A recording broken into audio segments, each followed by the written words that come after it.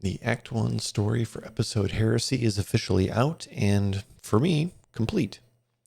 Bungie is taking some big swings already with Heresy, as I thought they would, with this being the final episode of the Light and Darkness saga. They're wrapping up loose ends, but they're also prepping to launch us into a new saga later this year. Let's talk about the story so far and why it resonates with me, but also why I remain only cautiously optimistic for Act 2. For a quick catch-up and summarization of the beginning of the act, I would either play it if you can, or check out my Introduction to Heresy video that covers the Week 1 story beats of the act, arguably the biggest of the act, as well as the episodic activity Nether and the mechanics of grinding loot so far.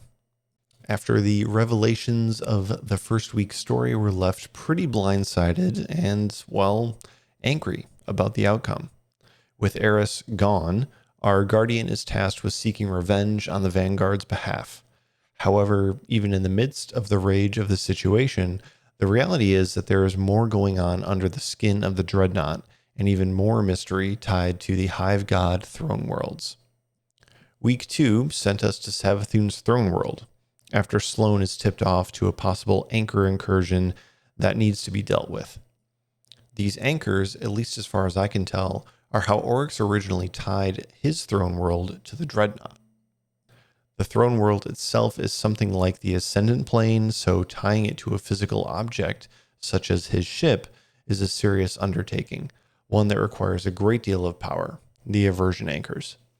But as we saw in Week 1, these anchors are showing up in new places around Sol, tears from our world leading into the Ascendant Plane. For what reason, we do not yet know.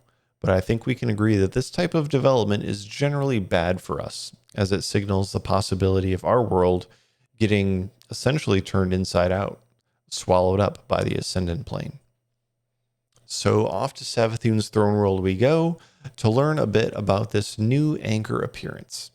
After fighting through waves of enemies, we are unceremoniously greeted by Savathun herself, here with a blunt warning to keep our nose out of what she considers a family matter.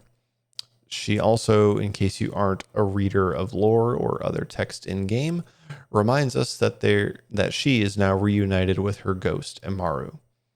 What that means for us, or for Savathun's own plans moving forward, we cannot be sure. Brushed away from her throne world, we shuffle off to the Nether to gather Skyburner deep scan data. After running the activity for a bit and collecting the data, we head back to the shaping slab and learn that the aversion anchors are not only tying Oryx's throne world to the Dreadnought, but they're also linked to the Dreadnought's weapon system. With how these aversion anchors have been cropping up in other areas, we cannot be sure that the ones that exist in Oryx's ship will not be reanimated by whatever force is driving this change. They cannot be contained, so they must be destroyed. With this knowledge now in hand, we are sent out to collect the necessary Hive biometric data that we would need to override the weapon systems on the Dreadnought. Sloane provides dossiers on 3 high-ranking Hive crew members of the Dreadnought. After 3 short missions on the moon to find and kill these crew members, we collect a body part from each of them and return to the Dreadnought to disable the weapon. Once we have inserted the necessary dismembered parts of the Hive crew to disable the weapon, we are greeted by a familiar voice, but in a different context. That of Oryx, but through an echo, the echo of navigation. Here, for what I feel like is the first time, we get some semblance of the Hive God pantheon directly represented in front of us in-game, with Echo Oryx, the voice of Xivu Arath, and Savathun. Far from a pleasant family reunion, as none of them can agree as to what to do. Oryx, only existing as a memory, even has to be reminded that he was killed by the Guardian currently standing in front of him. Xivu Arath also only seems to be represented by an avatar in this encounter as well. I'm not sure what kind of hive magic allows this to happen, but here we are. Since Xivu is now shut out of her throne world, I figured she wouldn't risk an appearance herself given her likely very mortal nature at this point. And this in-game scene leads me to the single biggest point of disappointment I've had so far this episode. I'm a story guy. It's not why I play this game solely, but it's a big draw for me when I get to experience new Bungie storytelling in Destiny 2. And the unfortunate reality about this act so far is the very real impacts of the SAG-AFTRA strikes. In one of the biggest setups for a future act we've had in the episodic era, one that feels so damn important for the future of these three characters, well, two that are still alive in this world at least, it fell so incredibly flat with missing voice lines from Xivu and Sloane during this mission. Reading Xivu's all caps text is just not enough. And while the impact of the striking voice actors is well outside the scope of problems that Bungie can fix, I can only be left here with my face in my hands, wondering how things would have been so different had it been executed how Bungie had hoped it would. The voice lines alone were immersion breaking enough, but to also have this stand-in character model for Xivu Arath not actually even standing on anything. Like, seriously? I'll preface this by saying I'm not a game designer, but come on. You're not just telling a story through words, but these words come from real characters in the game that I'm staring at while it happens. And especially for a character model that doesn't move from the same spot for the entire conversation, it couldn't have been rigged properly so both feet are on the stairs.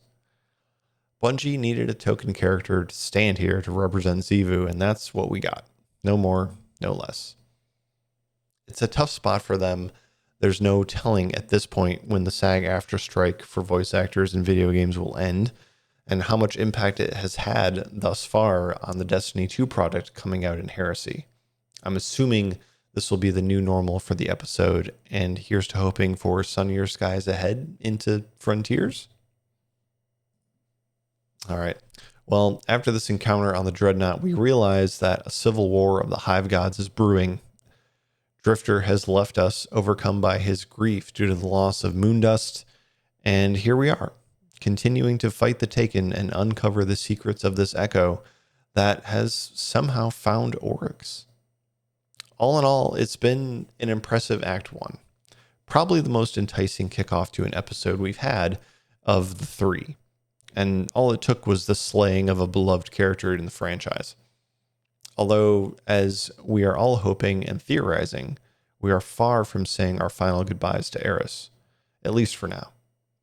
I still have a lot of questions of where she is.